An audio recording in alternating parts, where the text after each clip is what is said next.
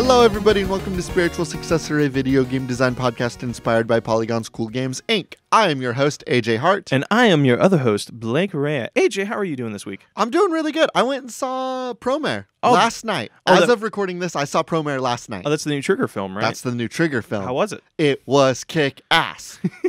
It's like if Gurren Lagann was an AU. Okay. Where instead of beastmen, there were fire people. That's a good way of pitching it. Like, because when you initially pitched it to me, I was thinking, oh, it's just a little bit like Fire Force or whatever. It is a little bit like Fire Force. Like, there's this weird thing right now where, like, I like that firefighters are kind of like in vogue right now. Yeah, firefighters are fucking cool. Firefighters are cool. 2019, fuck cops, firefighters rule. But shit. It's such a like. I love Gurren Lagann. Gurren Lagann's like one of the greatest shows ever made.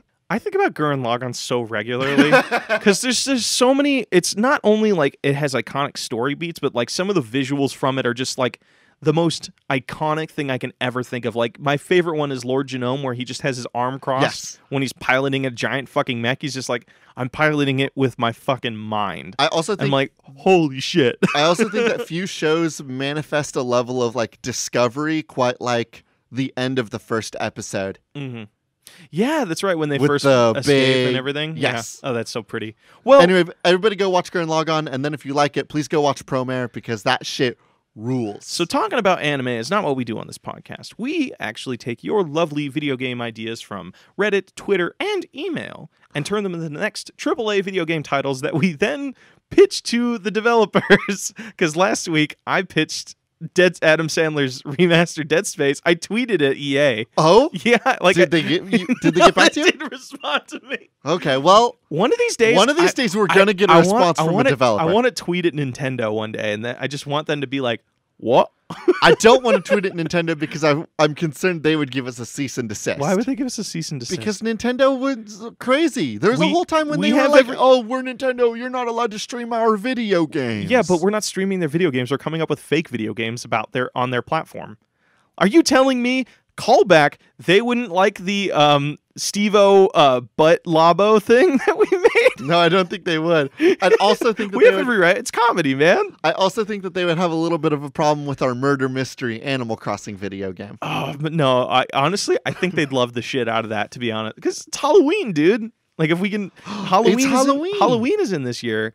We're gonna do a spoopy episode later this month, but later this month we'll do a spoopy one. Yeah. All right, AJ, do you want to pitch me the first game idea, or do you I'll want me to give pitch you a video game pitch that I've got? All right, baby. I've got a submission. Damn, I tried burping. You tried burping. I could see you. I saw your body move into it, and I was like, for a second, I was like, is he just gonna retch right now? All right, tell me your game idea. I've got a submission here from Gazer at Just Gazer. Gazer suggests a trucker simulator where you play this trucker. That was going to be my first submission, you fucker. Haha. Shouldn't have let me go first. And this is a screenshot from an Instagram called Big Truck Memes. There's two things I'm good at. Fixing my truck and kicking Nazi ass. All right. And I already fixed my truck. Now, hold on. If you were going to submit this, I know you usually go on deep dives. Did you go to Big Truck Memes? I did not. I did not go to Big Truck Memes, but the thing I did want to bring up, when I initially looked at this image, there's a guy in there inside of the image that is like, he looks like a repairman. But when I first saw his suit, I thought he was a ninja. So my brain got churning. I'm like, what if it's like a ninja who drives an 18-wheeler cross country and he fights Nazis? But it's like an Oregon Trail sort of thing where you are crossing the country to go take on the Nazi kung fu master in New York or something. You start in California and you're driving all the way to New York. And then actually no, you go to Florida. You know why? Why? Because you're taking on Florida Man. Okay, so wait, is Florida Man a Nazi? Florida Man? It very well could be. Probably, yeah. Side note, I love the concept of Florida Man, how it's become like a weird, multifaceted cryptid of sorts, where it's just like Florida man eats a person's face after Twitter feed of Florida Man is the most wild thing. Wait, what? There's a Twitter feed of this? Yeah, shit? there's a Twitter feed of just called Florida Man, and you can just like look up like, oh, Florida Man does this, Florida Man did that. That's so cool. Okay. As much as I would love to go down the rabbit hole of Florida Man, I am on Big Truck Memes on Instagram. Oh no. I've got a couple memes here. Mm-hmm. Back in my day, we loved trucks, worshipped God, and had guns. And the stood for the flag is like a communist flag.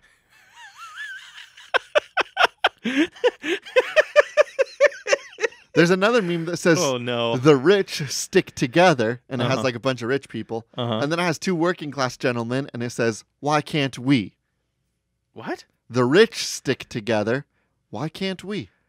That's more just like, it's not a meme. That's good shit. That's like actual good shit. Okay, coming back to the video. Have you checked your oil recently, comrade? This is just like a This is good like- vibe. Wait, no, comrade is very... Trucker is gender neutral. Didn't think about that one, did you, Blake? That's just actually kind of cool. Okay, AJ, coming back to our game. So, What is this Instagram? so we are going to make a game that is about, you get to choose what trucker you want to be. The first one you can play is a ninja who drives his truck cross country. So like maybe there's like 4 different truckers that you can play that are all like wacky racers kind of styled, and you need to cross country to pursue the same goal, but you have to like fix your car. You have to deal with, you suddenly have to get out and fight a bunch of ninjas or something. I think that there are 4 classes you can play. Uh-huh. I think that you can create your own character. Uh-huh. And then I think that there are different trucks that you can unlock as you make your journey. Oh, fuck yeah. And maybe there's like a truck that like has like really, really good idle mileage. So maybe you go into a base full of Nazis and you're going to go kick Nazi ass. And then what's this? I'm just going to leave my truck running because I can, because it doesn't it doesn't burn gas when it idles because it's efficient like that. So you can make a fast escape if you need to. Well, 1, you can make a fast escape. 2, you have the cover of a giant big rig truck making noise so that you don't have to worry about being super sneaky because they hear a truck the whole time. AJ, on a side note, What? The idea of ninja Nazis is just a wonderfully fun concept for I'm sorry, me. ninjas versus Nazis, right? Because No, Nazis being ninjas terrifies me to my core. See, but that's why they got to be an enemy, though. There could be a Nazi right behind me. I wouldn't know. It's a ninja. I'm just thinking of fucking idiot. Good news. I sent a karate chop towards my back in case there were any ninja Nazis sneaking up on me. No, it's just there were none. It's just our 7-foot street sack is behind you. Unless there's a ninja Nazi inside the sack. There's probably more than one ninja Nazi inside the sack. Hold on, I have to go kick the shit out of this sack.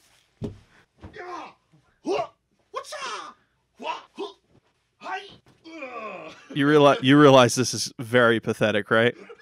You're jumping onto just a sack. All right, I'm back. I beat the shit out of those ninja Nazis that were hiding inside of the sack. We're good to go. I recorded a video of it, so if you want to see it on our Twitter, of I'm AJ out of breath because I kicked so much ass. You're out of shape, dude. Okay, I like this. I really do like this. Let's put a pin in it. Okay. I think we hit it right off of the bat this time. So let me pitch you a game. Oh, I love this one. Okay. Okay. So this one was submitted to us on Reddit, but it's also linking a person's Twitter. Okay. So this comes from the Reddit user The Ninja with a bunch of 3s and 4s and stuff. Various sports idea franchises playing off of this idea. Think along the lines of backyard baseball, football. The thing that he linked was from Twitter user Jaron Myers. There's a kid on my nephew's soccer team that thinks he's a dinosaur, so he's just out there screeching and biting other kids on the field. I love my nephew, but I'm only here to watch Velociraptor. So AJ, crucial question: is it sports that actually have dinosaurs in it, or it's sports that have kids that think they're dinosaurs? Are you ready for this shit? I'm so fucking ready. Are you familiar at all with the game Costume Quest? I am not familiar. What is it? Costume Quest was an RPG back in the days of Xbox 360. Sweet. Wherein it was I didn't play it, but my understanding was you played as these kids that were dressing up to go fight things for Halloween, dressing up for Halloween, and they were dressed up in costumes, And so like there's one kid that was dressed up as a knight and one kid that was dressed up like a robot. Mm-hmm. But when you got into combat, the kid would transform into a knight. Oh, and the that's kid so would cute. transform into a robot. Fuck, it was that's like so cute. their mental image. Oh my god, that's so wonderful. Okay. So I'm proposing. Did you ever play Blood Bowl? Oh, I've watched a lot of Let's Play of it. Okay, can you Yeah. describe to me how that game plays? Blood Bowl is basically you. That's like the Warhammer sports game. Yes, it is a turn-based football game, but you can actually kill and annihilate your team. So, like, you play as all the various races from the Warhammer universe, which is such a cool fucking concept. Hey, stay here. Yeah. Don't go into Warhammer mode. Don't get into Warhammer. Don't go into that sauce. That sucks because I'm reading all the codexes. I know you are. Stay. Okay. So Blood Bowl, it's basically turn-based where you can actually play it like a football game, but there's actually combat in it to where you can like dunk on and kill the opponent team. So you can have like orcs versus elves or space marines versus the Eldar or something. Or I have incredible news for you. Okay, what's up? We take the Blood Bowl gaming mechanics. Yeah. We swap out orcs and demons and giant cars. It better be children dressed up as dinosaurs. We swap them out for children. but it's just as gory. Oh no! I'm not killing a kid on this podcast. Are you shitting me? That's going to make the game great. I think that a kid can get hurt. Are you telling me? Stabbed a knee, but I'm not harming children. Are you telling me you wouldn't want to see Velociraptor with like a shitty little dinosaur mask on that like rips another kid's head off? Here's what I will give you. Give the audience what they truly want. They want mass murder, children combat. When every kid has an animal or being that they are personifying. When you go into the animation that would be a tackle. The kid will then transform into a T-Rex. So it's just basically... And then maybe he's attacking a kid that's dressed up like, like a ninja. Yeah. Kid's dressed up like a ninja. He wants to be a ninja on the soccer field. Velociraptor is tackling Ninja Dave. Hey, AJ, I hate to shit on your parade, but What? This game sucks without death. I'm sorry. Well, no. The animation would be so kick-ass watching just like a Velociraptor attack a ninja that's like teleporting. Yeah. And then it's like, uh-oh. Then he bites him in the fucking raptor half, grabs the and his ninja. entrails are dripping off of the kid's teeth. It's fucking madness. The raptor's teeth, not the kid. Why do you want to watch a kid tear another kid apart? Because that's what Blood Bowl is. You brought up Blood Bowl. Guess what? I'm making it fucking violent. But I want the kids to transform. I don't want to see a kid get ripped in half. I want to see a ninja get ripped in half. Kids are going to transform, dude. Do you think Beast Boy, like, he kills? He has bitten into people with his T-Rex teeth. Yes, but I don't have to look at Beast Boy, my beautiful little sunshine boy, the little green goober himself, the little booger boy. I don't have to look at him with blood in his mouth. Why do you have so many nicknames for Beast Boy? Because I love him. He's kind of you personified now that I think about it. It's a bold statement. I mean, like, you are like... We're both vegetarian. We are both green. You love animals. We both transform into animals. You both... We both like goth girlfriends. Holy shit, you're so right. Damn. You're Beast Boy, dude. And you both beat up inanimate objects for no apparent reason. Hell yeah, Beast Boy can. So here's what I'm saying. But I've never had to look at Beast Boy and be like, wow, he has a lot of blood under his fingernails and he's just like kind of coughing up a piece of lung. Yeah. Somebody else's lung. Yeah, because that's what Beast Boy does. He's an animal. No, we don't have to see Beast Boy do that, and we never have, and we never will. AJ, pitch me. I want you to pitch me the coolest fucking animation in every detail of somebody being defeated in our Blood Bowl-esque game. We're calling it Velociraptor the game because it needs to happen. Okay, one of the coolest animations. Yeah, you have to pitch me something. What sport is it? That's an important caveat. Well, he was saying it's like, I think it's soccer. So we're going to do soccer as this. Okay, so then I think that one of the most kick-ass animations is maybe the animation of if you can get Velociraptor to steal the ball from another character. And I think the other character is going to be maybe, it's like... You're losing me, buddy. It's a pirate. And so the pirate has like a full pirate ship. Like the kid runs towards the kid that is the pirate. And then like as they're running towards each other, the kid starts to transform into a raptor. And then the kid that's the pirate, he jumps up and then a big pirate ship appears under his feet. I'm thinking a little bit like Captain Kidd from Persona 5. I totally get you. And then like Captain Kidd shoots a cannonball and the raptor, whoa, he dodges one. Shoots another cannonball. Whoa, dodges that one. A third one, but the raptor catches it in his mouth. Ka-chink! And then he spins around with it in its mouth and he lets go of it and the cannonball launches back at the pirate, hits the pirate in the head and he's like, oh! And then a ball gets shot out of one of the cannons and that's the soccer ball. And then the raptor does a jump up and it spins and it hits its tail against the ball and then passes the ball to a friend. See, AJ, this is a cool animation, but it can be cooler. You're really bummed out that you didn't get to watch a kid die, aren't you? Yeah. I'm moving on. No, I like this idea. This idea is cool as shit, dude. Because, like... So long as kids aren't dying. I mean, like, dude, I'm not making a video game where kids die. AJ, okay, before we jump to the next subject... I just was reminded that Beast Boy let me pitch you my argument, please. Okay. So, let me hear you... Pitch me on killing kids. Okay, so any sport game that we talk about, so the reason Blood Bowl is interesting is because you can do battle and because there is death.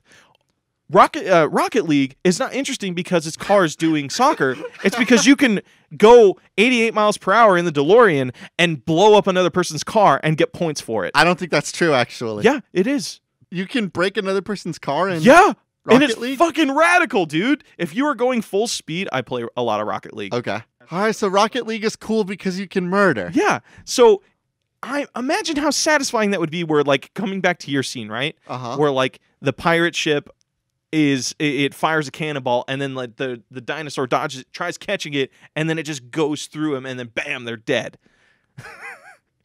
I think it's cool. I think you pitched me on Blood Bowl. But that's now the example you gave me. But now I have to think about a little... Now I have to think about Velociraptor. Now I have to... now I have to think about Velociraptor with a big hole in his head because he got shot with a pirate. That's what fucking happens, dude. This is a game. He's dead. AJ, this post... Blake the 10-year-old boy died. AJ, I will go back to the original post here because you know what it says? What? He's going around screeching and biting other kids on the field. Yes, Not to death! The kids don't die, but there is blood. There's fucking blood in this, okay? Like Mortal Kombat levels of blood? I don't know if I'm like a Mortal Kombat levels of blood, but like damage needs to be given. You want to pitch me another game? I'm going to pitch on another game because you're really interested in watching a kid just I'm not interested in it because it's a kid dying. I'm interested in it because it's like it's a pirate ship going up against a T-Rex or sorry, a Velociraptor. Cool shit needs to happen. Yeah, cool shit's happening. I'm not killing a kid for you. I'll do plenty of things for you when you ask, but I'm not killing a kid for you. See, this whole bit out of context is kind of scary, isn't it? It's like, I'm not killing a kid. Like, well, bad shit needs to happen. All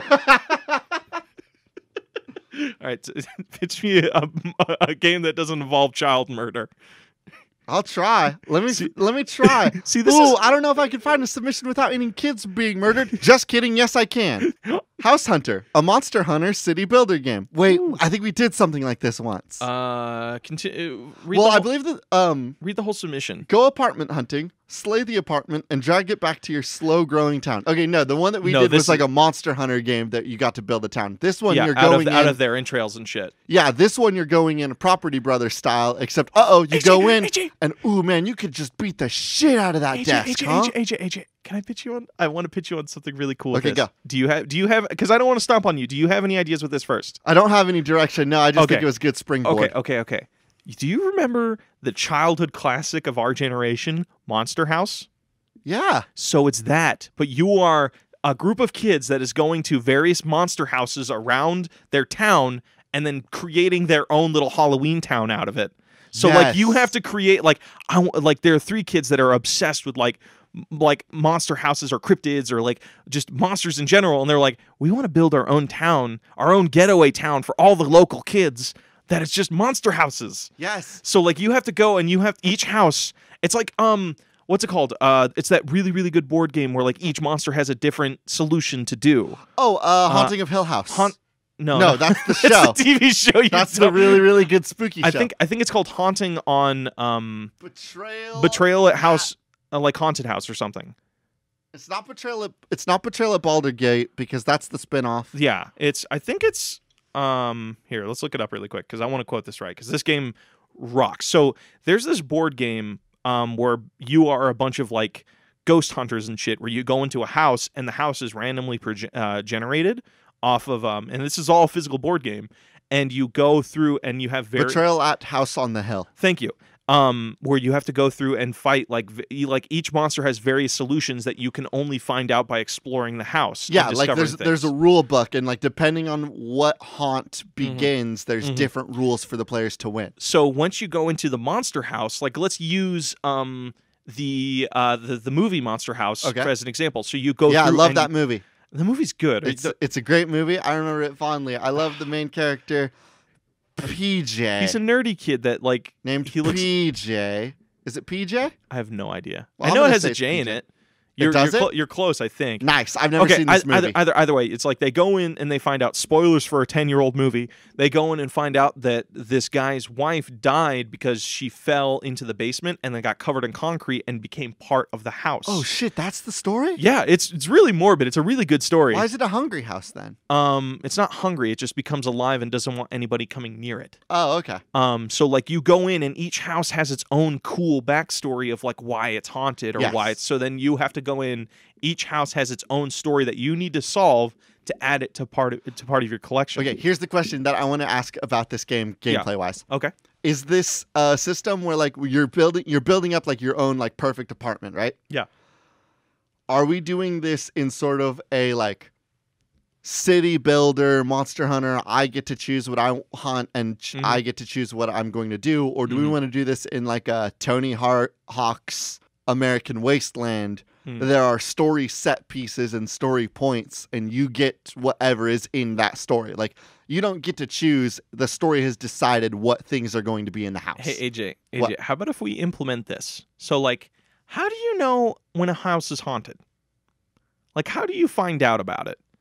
Most of the time, it's word of mouth from other kids, right? Yeah. So you need to explore and figure out which houses are actually haunted. So you can actually go to a house that isn't haunted, and then you realize you have to go and talk and explore and go figure out around, like you have to discover your own story. You have to find the haunted houses. Yeah. We're on some fucking No Man's Sky shit. Yeah. In ever expanding town. Yeah. The town has no limits. You can just keep walking forever in any direction. There are hundreds of houses that are built. Some of them are haunted. Yeah. And you have to like go talk to the local kids and be like, hey, but you have to like piece the story together like Tales from the Loop style, where it's like you get little hints around things. Yeah. And then by the way, Tales from the Loop, great RPG series. I fucking love it. But you have to go around and you have to figure out pieces. Like you can be talking to a group of kids, walk like a block, and then another group of kids is talking about a completely different haunted house. Yes. So, okay. I want to nail down why are they collecting houses and how do they collect houses? They're building a haunted house. Are they trying to rebuild Halloween Town? Is that really what it is? Your hometown of... my hometown of St. Helens, Oregon? Yeah. The original Halloween Town? Yeah, you're not even lying about that. Like, no, I'm not lying. That's where they filmed Halloween Town, right? They filmed Halloween Town. I grew up in that town. They also filmed Twilight there, but I'm not going to brag about that one. I'm just bragging about Halloween Town. How selective. Well... Do you think Halloween Town movies hold up?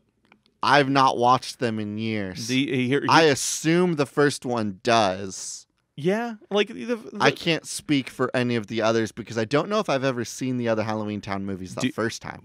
Bigger question: do you think Scary Godmother holds up? I don't think it held up when it was released. I loved that movie growing up. I watched that shit every year, dude. There was like 3 years in a row where they came out with a new one like every year, and I was like so wickedly pumped for it. There's Scary Godmother sequels? Yeah, there's like 3. There's like 2 of them. I think they did 3.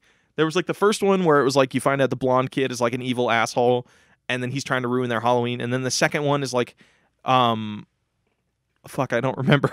Oh, deep lore. Welcome to our Scary Godmother lore podcast. Blake forgot any of the lore after the first movie. Hey, AJ, you know what would make for like a really fun podcast idea? What? You have to like, you talk about movies that you vaguely remember and you review what you vaguely remember.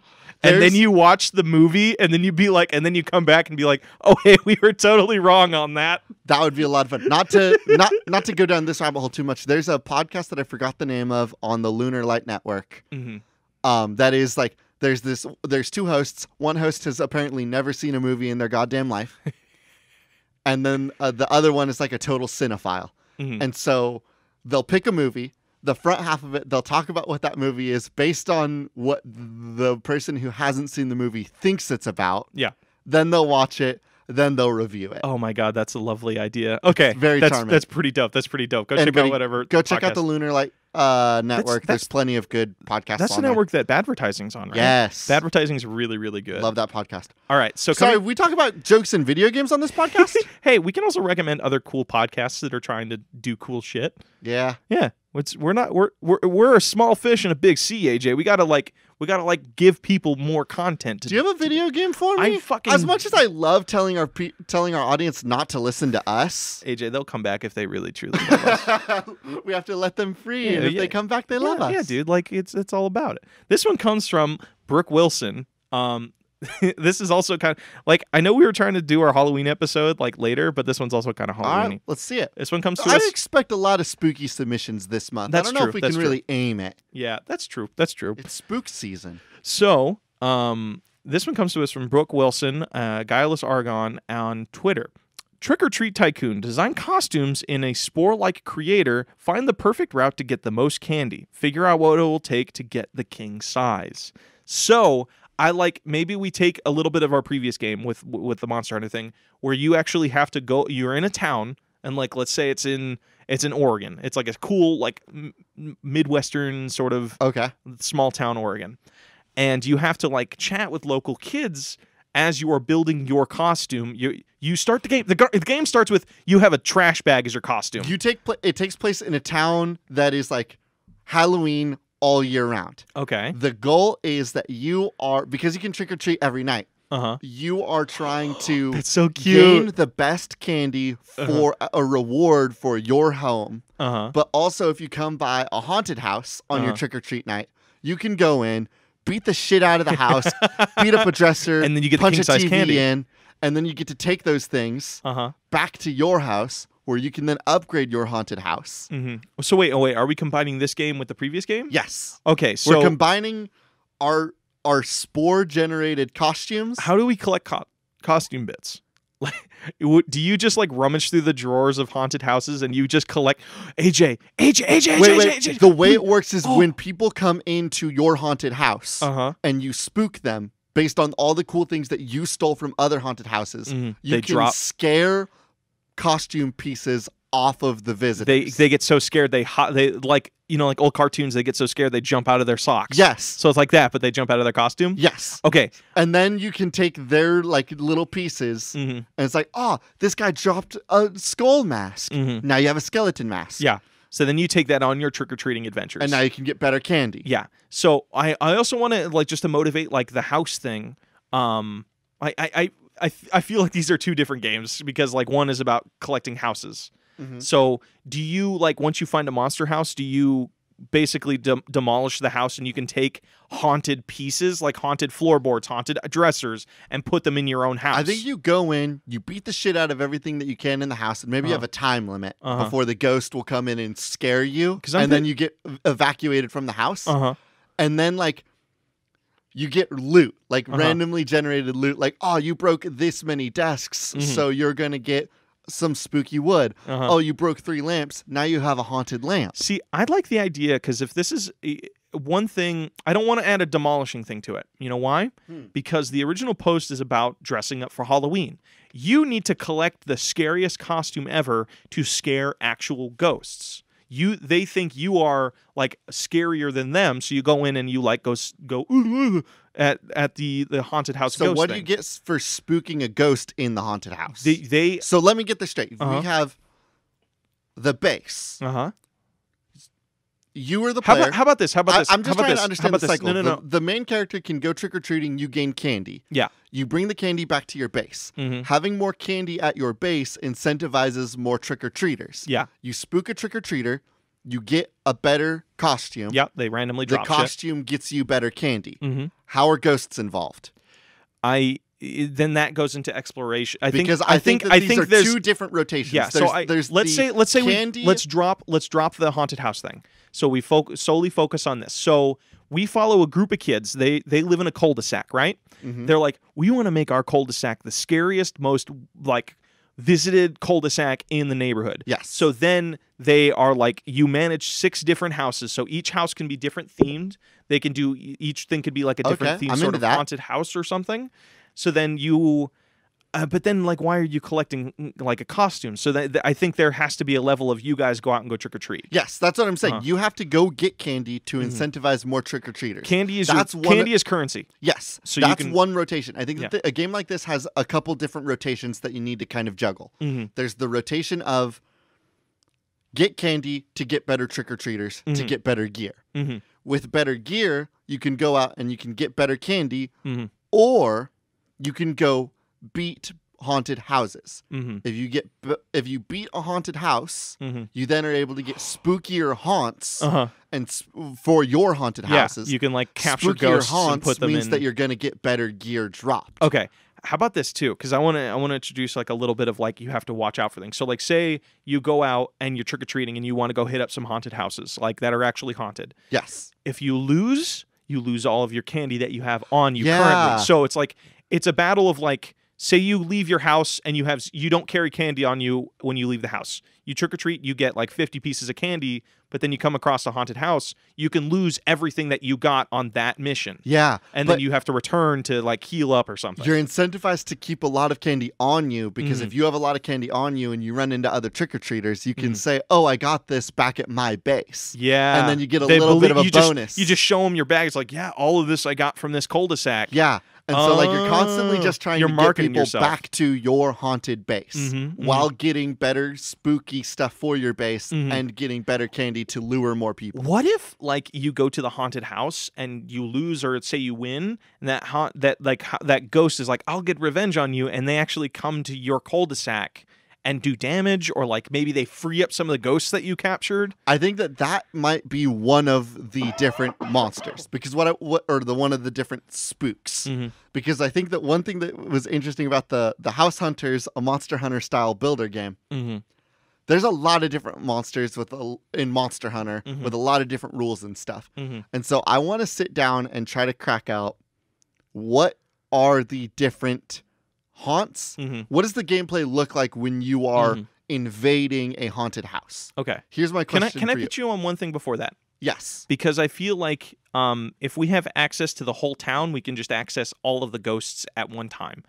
What if like they pop up? What if you have to you're also the other incentivized of saving up candy is so you can buy better transportation. So you can reach like at first you can only walk to houses. Yeah, but then you can bribe like an Uber with your candy. Or you buy a bike and then maybe you buy a one wheel and then you're like, hey, we have enough money to buy a junker from the junkyard. The further out from the town center you get, the more spooky things get. Like there's a haunted forest area. There's like a radioactive swamp area. Yeah. So this opens up to where we can discuss, like, now we have a forest-themed ghost. We have an atomic wasteland-themed ghost. We have a graveyard ghost. So let's talk about those ghosts, like you were talking about. So one thing I want to ask really quick. Okay. What's our time, and is this the Nug? I think this might be the Nug, because it's Halloween. Like, why not? You know? Why not? I like it. And we have 25 minutes to crack this. So maybe let's discuss some of our ghosts, do some lightning round, and then we'll come back. I want to do some lightning round, come back. We need to figure out how this game plays with the invasion. Hey, is your phone not on silent? Maybe. Hey, Blake, just one day a week. Just one day a week. Could you keep your phone on silent? I forget. I'm sorry. Please forgive me. I want to go off and do some lightning round stuff and then come back and figure out what the gameplay looks like for the haunts before we pick out what our monsters are. I think it could be like really Luigi's Mansion kind of vibe. So like maybe you have some sort of ghost busting thing that you go around and you are collecting shit. We'll talk about it some more. We'll talk about it when we get back to it. This could be very Luigi's Mansion. Thing of it. Okay. You tell me, what's a lightning round you got for me? I got a lightning round submission from the Reddit. This comes from Blubber is Life. That's a good name. Mini golf tower defense. Oh, that's so cool. You play as the manager of a mini golf course, and your goal is to stop the players from getting the ball in the hole. You do this by placing various objects or altering the environment in ways such as altering the wind, knocking over a tree, or digging holes. So is this like Is this so basically this is like cabin in the woods sort of thing where you just literally everything is under your control? Yes. So it's like everything's under your control and people are going to keep on like coming to play mini golf, and so you have to continue making like more and more outlandish towered like obstacles. Mm-hmm. So is the story like why are because it sounds like they're trying to put themselves out of business. Yes. So like I inherited this mini golf course from my father, but I want to be a famous soccer player. So I want to be a real golf. I want to be oh yeah, you're right. I want to be an architect. And so you play as an architect, sure. Oh, that's so cool. Is it architect? It's an architect, yeah. You play as an architect that's trying to prove how good you are at building by building obstacles that are impossible for people to play mini golf against. Now, here's my problem. Do you just build a wall? No, you can't build. Actually, you can build a wall, but people are like, "Oh, this is a lovely little obstacle," and they start lobbing the ball and they start over doing the wall. stunts? Yeah, they start damn. They start like, and as the game goes on, it becomes like well known around the world. It's like this is the most famous, this is the hardest mini golf course around. It's like the more you try and escape it, the harder it is to escape like your legacy as a mini golf person. Yes, but maybe by the end of the game, he falls in love with it. You know what's spooky about this though? What? It's like the idea of like being able to knock over trees or change the wind or create holes, because I realized that like I've been to, I don't think I've talked about this. I've been to maybe the world's most dangerous mini golf place in the world. Okay. That's a statement. When I was in Florida, there was a place. Did you run into Florida Man? I did not run into Florida Man, luckily. I ran into a place, and I'm just going to tell you the name of it, and you're going to realize what I mean by maybe one of the most dangerous mini golf places I've ever been that exists in the world. Okay. Gators and golf. If there's not real fucking gators in the bayou while you're mini golfing, then what the fuck is the point? I'll let you guess as to two things that are in this establishment. If it isn't obvious. In case you're just maybe joining me, there was mini golf, a grand old time. And also as you're doing mini golf, you look over to your left, and what's that? A 9-foot gator. Hold on. I thought you were like just amping it up for the fucking story. No, that sounds fucking awful. It sounds so cool like to live through that. Oh, what's that over to the right? Oh, that's a little 5-foot gator. It's a little over there, a big old huddle of gators. They're just on top of each other chilling. They are fenced off. Okay, but then I'm that's willing to bet that's that there totally are very fine. few things. If a gator wanted to kill me, I think there are very few things that would stop a gator from killing me. Wait, okay. They're fenced off, so that makes. I thought this was like they can. If they were like, I'm gonna take over hole number 4 now. It's my hole now. But gators are really big. Gators are fucking If you huge. beam a gator with a golf ball, the gator's going to just decide that you're not gonna have your leg anymore. So maybe you're allowed to put loose gators on the field in this game. See, what fucking scares me about that, though, is like there's some gators that I'm sure can fit through a chain link fence. Yeah, like, but those are small ones. No, that's not gonna hurt. No. It has dramatic. It's like that meme. I don't know if you've ever seen that gif of that guy holding the baby gator and he's like laughing, and then in the background you could see the mother gator just running at him. So like a baby gator gets through the hole, and like some idiot fucking bro picks up the baby gator's like, hey, look at this. And then you just see the mama gator scaling the fence. And it's like, I'm going to go fuck his ass up. I've never thought about the possibility of a gator climbing, and that's the most horrifying thing I've ever imagined. Dude, can they physically even do? I hope not. God, I hope not. Oh hey, God. God, if you're listening and you haven't finished your design specs on gators, please don't let them climb. Hey, God, in the next patch notes, can you make them... Can you make gators climb, please? Hey, God, please nerf gators. They're a little overpowered. Can you change their ultimate, please? Gators OP, please nerf.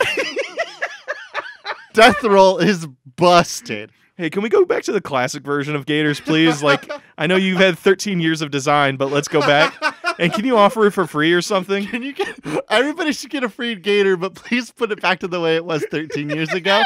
Thank you, God. Okay, I love the... Here is my other thing, though. Well, while I'm on the topic of gators and baby gators, I did get to touch like a little 4-foot gator.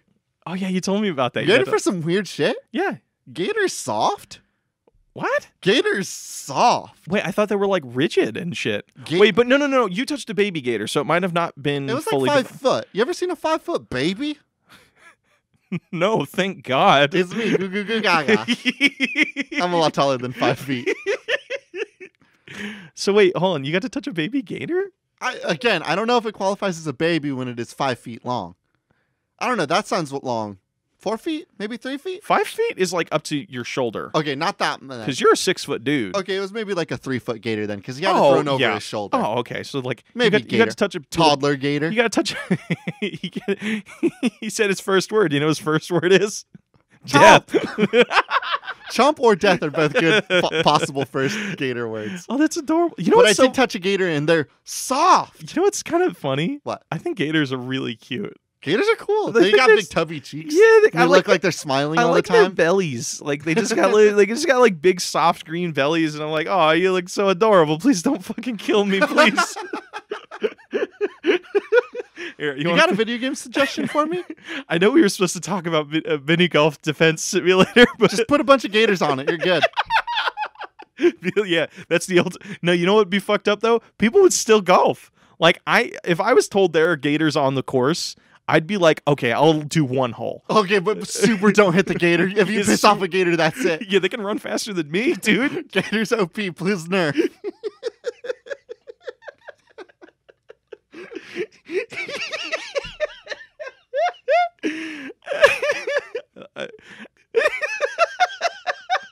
You really like this one, huh? It's so fucking funny. Do you want me to give a submission then while you laugh? I got a submission for you.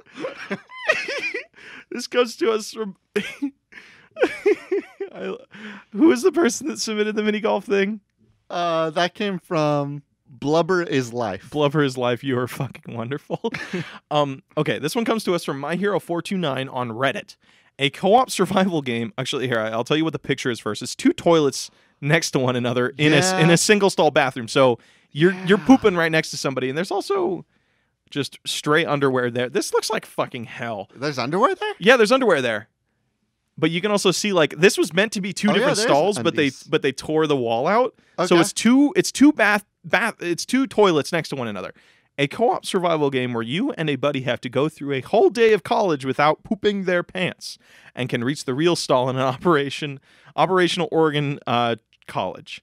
So it's wait, that's a real operational Oregon college? This real stall in an operational Oregon college. Yo, so nice. So, I love you, Oregon. Keep it weird.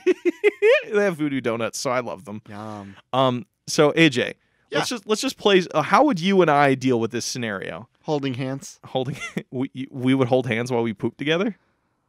Or would we just be like holding each other's hands through the day as emotional support? Like, buddy, I know you're about to just drop it in your pants, but I believe in you. So the issue is that you've had to dookie all day. You go to the restroom, and the stall looks like this. Yeah.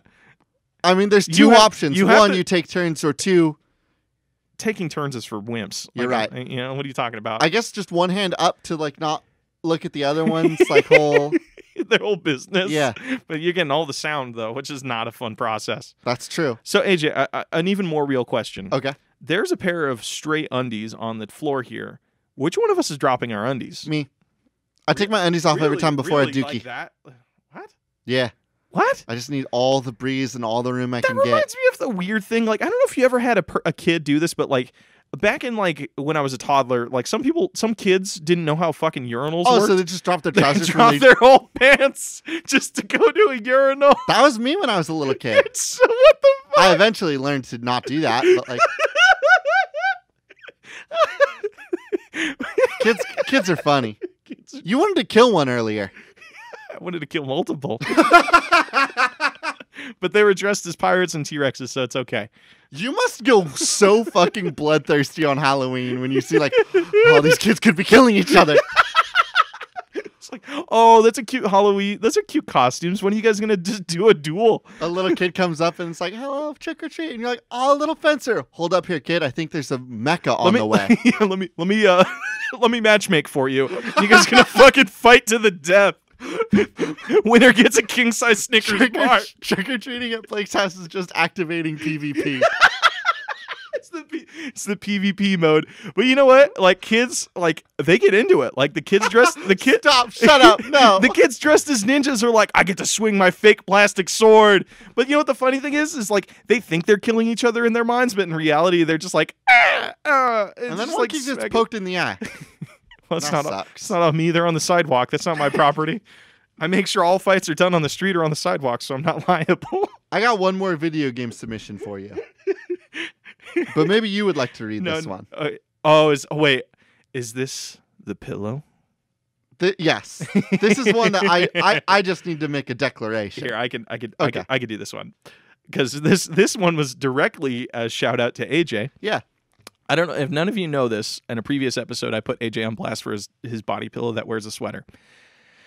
This comes to us from Ostrich, at Rick Ostrich on Twitter. A Who's Your Daddy style game where one person plays as AJ and he desperately tries to hide his NSFW weeaboo shit before the other player. His young niece gets scarred for life by finding it. Gameplay includes stuff like putting a sweater on your anime body pillow.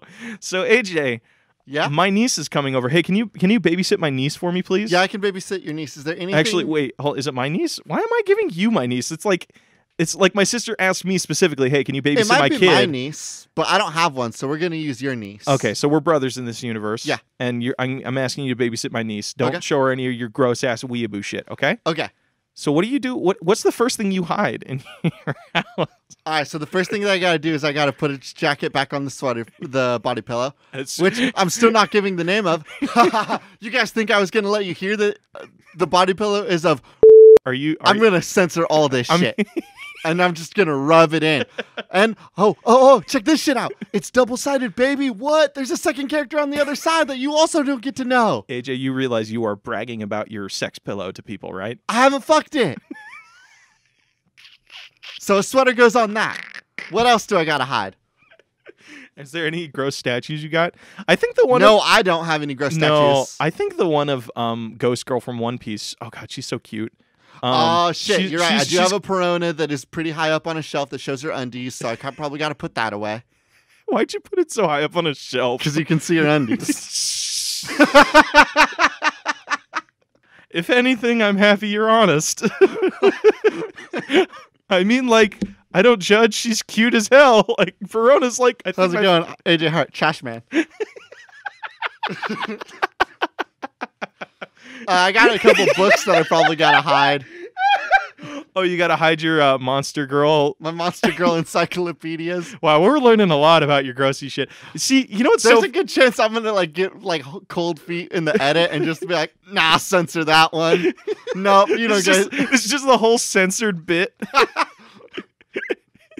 So, you know what's so funny? I know it's kind of What's funny is that I have a lot of horny shit, but I never purchased it myself. It's all gifts. Everybody gives you horny shit. I didn't buy the Monster Girl Encyclopedia. I didn't buy the Monster Girl Encyclopedia Volume 2. I don't think I bought the Perona one. No, you bought the Perona one, I'm pretty sure. Because I remember you showing it to me, be like, oh, look at this, it's so cute. I probably did. Perona's really cool. Perona's fucking cool. Oh, side note. I need to hey, Blake, what nasty stuff do you have? The nastiest thing I own is the Rough and Ready sex novel. Looks like someone here is a fucking prude. Prude. No, I don't carry a whole lot. I have I can change that for you. Your birthday's coming up. What do you want? You want some hentai? Give me some 02 stuff. I like 02. All right, she's some cute. birthday 02 hentai. Yeah, she's really... No, please don't give me hentai. I think that's so fucking awkward. Give me a statue, like a civilized man. You know what's so fucked up? God, I have to hunt down a civilized statue of 02. That's a tall order, my man. This isn't an anime podcast. Let's go back to our video game. Okay. Oh, on a side note, though, I know it's self-masturbatory, Uh-huh. but I do love it when we get like the little submissions that are based around bullshit of you and I. Like, remember that one game we got where it was an Octodad thing, but it was about my broken ass face? Yeah. I think those are so funny. I think they're funny too. They're very sweet because it tells they're us funny, but like I don't want to use them too much. No, I totally agree with you. This is not a self-masturbatory But thank you guys podcast. so much. It means a lot that like we get to see you guys are listening, and it's really cute and Yeah. nice, and we appreciate it. It makes us all blushy and shit. All right, let's go back to our nug. All right. Which is What time are we at? We have about 8 minutes. So Oh shit. yeah, we can crack this. I think you're right. I think it's a Luigi Mansion situation, and I think that like depending on the costume that you get, you have like different abilities, maybe bonuses and retractions on stuff. So like maybe that you got like a really really good caveman costume, so you have a caveman club, and you're gonna break a lot of fragile stuff. What if we do a thing where it's like the haunted houses are kind of a different world and different rules apply? So like it's a different game style when you go in. No, sort of. It's so like say, or is it like costume quest shit? Hear me out. So you're doing your cul-de-sac managing game, and people randomly drop stuff. Like say a kid drops a skull mask and a scythe. Okay. So then you wear those, and then they're just costumes out in the real world. But the moment you walk into a haunted area, those things suddenly have abilities and powers that you can't access elsewhere. So like you have a scythe. That's like suddenly you find out it allows you to collect souls or something. You have a skull mask on, which means you're a skeleton, so you no longer suffer from stabbing damage. Okay, I want to add some caveats. I think that like maybe like full on soul stealing isn't a thing, but I think that like if you have a scythe, it does like more damage to spectral beings, and I think that like maybe you can get like nullifying certain abilities at like the very very late game stuff. But like, I love this like gear-based thing. Yes, this like some costume quest shit. I'm like, super into it. In like Persona 4 Golden's, like, you know his katana? Yeah. That's a plastic katana, but once he goes into the dream world, it becomes real. Yes. Yeah, so it's like that same vibe. I love this idea. Okay, so what are the ghosts that we're taking on? So I want to come up with like who's our like 3 poster ghosts? Yeah, because I think that what's important is like I want there to be like a lot of different ghosts. And when the game drops, there'll be all sorts of different varieties. Yeah. But I think it is important that we have like 3 flagship ghosts. Yeah. I like the idea of doing a zombie ghost or a zombie haunt. And so like if you go to the graveyard, it's one of the, like the last late game stuff. It's like a real horde one. Like you can get a lot of good gear out of it. You can even get some costume pieces out of it. But like it's very difficult and there's lots and lots of enemies that you have to beat up. I forget, a buddy of ours was pitching us a script that had this as a concept. But what if you know like when a person dies, they have their body and they have their soul. What if those become 2 different people in this? So one haunt is like the zombie, and then that body's soul. So you're taking on 2 bosses at once. That's a kick-ass idea for one of the haunts. I love that idea very much. So it's like they have different personalities, and like it's just like weird. And so like if you go into that building, like you can distract the body so that you can destroy other stuff. Yeah. And I think that what's also important is when you go into these haunted houses, there's a timer. Like you can go in and just try to take on the spook and kill it and then get the rewards. Yeah. Or you can go in, just do property damage and take what you can get. Oh, I like that. So it's like you can come back. It's so... And then, like, when you super come cool. back like some of them have sneak. It's like you can do sneak things. So it's like if you go through and don't make any sounds but collect like all of like the loose items. There's like a wailing screamer lady that like when you go into that house, she's randomly spawned into one of the rooms, and you can go in and like grab what you can. But if you make too much noise, she's gonna come out, spook you, and make you run away. Idea. Yes. Every time you walk into a house, it's randomly generated. Yes. So it's like you walk into it and like you enter a house. So the first time it's like regular, you're into a foyer. The second time it's like, oh, you came in through a bathroom for some fucking reason. Yeah, randomly generated. And I think that like as the game gets further on, you find bigger and bigger houses. Maybe you even reach points where like some houses have 2 spooks in them. What's the end game? Like you are working your way to do like. I think like Monster Hunter is the big monster. I think that like Monster Hunter has like a big monster at the end of the game that you can like kill, but then like they're over the course of the game will keep on releasing updates and patches that add in more haunts. You know what'd be super cool? What? So your cul-de-sac actually has a haunted house on it, but it's gated off. It's like Tim Burton's Edward Scissorhands. You know, like there's the gate at the end of the cul-de-sac. Yeah. That you can walk up and there's the big haunted house. Yes. So like you can see at the beginning of the game, like, oh, this is where Endgame's going to take me, and use that as a motivator. I think that the end game is like a Victor Frankenstein enemy. It's like could it be a human that's like constantly making monsters. AJ, what? idea. Because take the Shovel Knight idea. So what happens to a ghost when you defeat them? Where do they go? They all go to the legendary haunted house on the end of the street. So the end level is you take on like like 10 of the random ghost bosses that you've encountered over the course of the game. Okay, and then it's like a gauntlet at the very end, yeah, and then the final boss. Yeah. Who is a scientist that like. It's a giant pumpkin scientist. It's a giant pumpkin scientist, so it's like, and he has like a giant Frankenstein monster, and so like the scientist will be like, I will activate it now, and then big fists come in. So his Frankenstein monster, you know what it is? What? It's a guy. Okay, here's an idea. Because I love the aesthetic of it. So this house is covered in pumpkins, and you're like wondering why the fuck is this place covered in pumpkins? He's a scientist that is about embodying souls into pumpkins. So like you have to fight a bunch of little mini monsters of like pumpkins that have like vine arms and shit. But the last thing is like he's combined a giant like mech sort of thing with a pumpkin. So like you see this big ass pumpkin at the end of the level, and then robot arms and legs sprout out of it, and like his face is engulfed in like lantern fire. Okay. And then you have to carve that up. And you know what happens when you carve it up? What? Break opens like a piñata and a bunch of candy spills out of it. Yay! Okay, last thing that I want to touch base on, because I know that we're coming in tight to the end here. Yeah. What does it look like? And what is the name that we want to use? I kind of was picturing. I'm imagining something sort of like Castle Crashers, or like interesting, like this like kind of flash animation drawn vibe. I was kind of picturing a little bit more 8-bitty, like so something like Scott Pilgrim versus the World kind of vibe.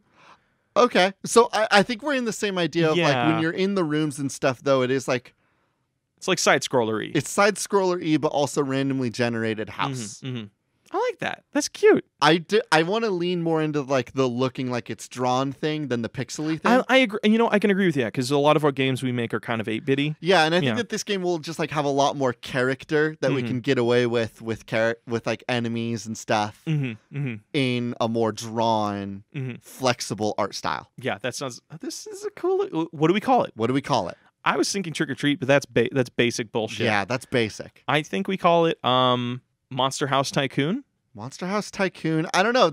I feel like we sort of lost the tycoon element. Yeah, you're right, because we're not kind of. I mean, like there's still an upgrade thing. Like you can upgrade your houses to get more currency. That's true. And there is still like that resource management thing there. So like it is still really important to go around to houses and keep on like upgrading your candy, because you need like a certain amount of candy to get in as payment. There's a gargoyle or a pumpkin that you have to put candy in at the beginning of at the gate, and so you save up candy and you put it in at the final boss's gate, and then you can get in. We talked about the idea that like it's Halloween Forever, right?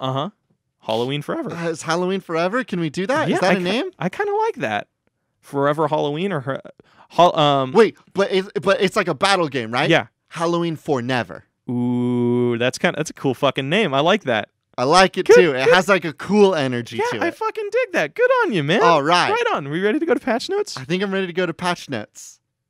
Hey, everybody, and welcome to Patch Notes. AJ and I have a huge announcement that I alluded to last week that I probably shouldn't have. AJ and I have just released episode 21, and we are going to start a Patreon. A Patreon. Because we want to start working on bigger projects, doing more stuff for you guys. It's just a way for you guys to support us if the spirit so takes you. I'm going to go ahead and leave a link to that in the episode notes for this episode. We only have one tier right now. It's going to be $2. And doing that is going to give you guys access to a Discord that Blake and I are going to be launching that will try to talk on pretty often, maybe interact with, and maybe play some games with you guys or something. That'd be super cool. Like maybe we can organize a stream or something like that. And then I'm also going to be giving you guys a recording of our ghost tapes. Our really, really bad original pre-official episodes. Yeah, we had 2 episodes that we recorded before the podcast ever started that we've referenced a couple times as the ghost tapes.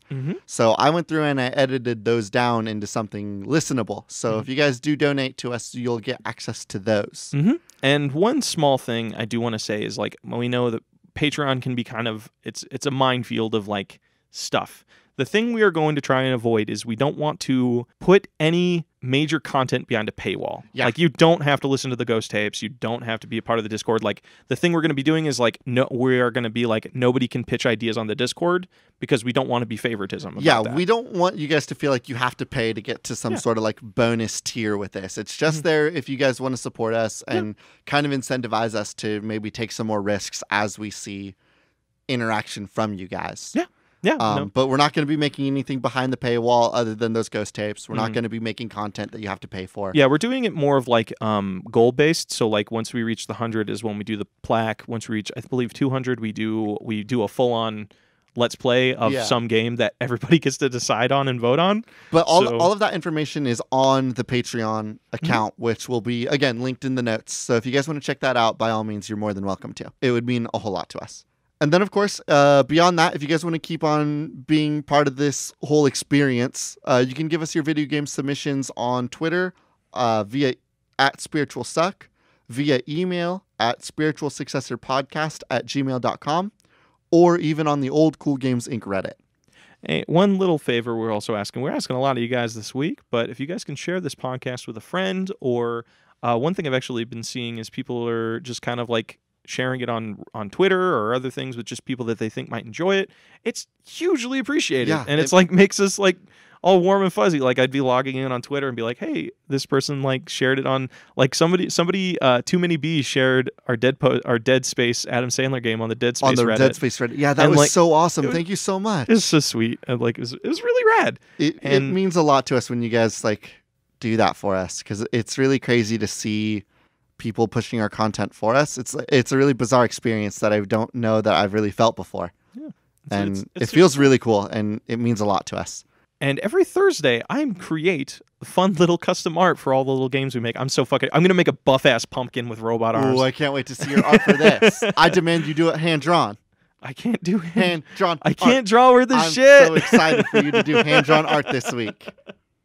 And then, of course, the intro and outro music we use is Cheap Shop by Anna Monoguchi, an excellent song for an excellent album for an excellent game. I have been one of your hosts, AJ Hart. And I have been your other host, Blake Rea. This has been Spiritual Successor, and these are cool games that should not be made.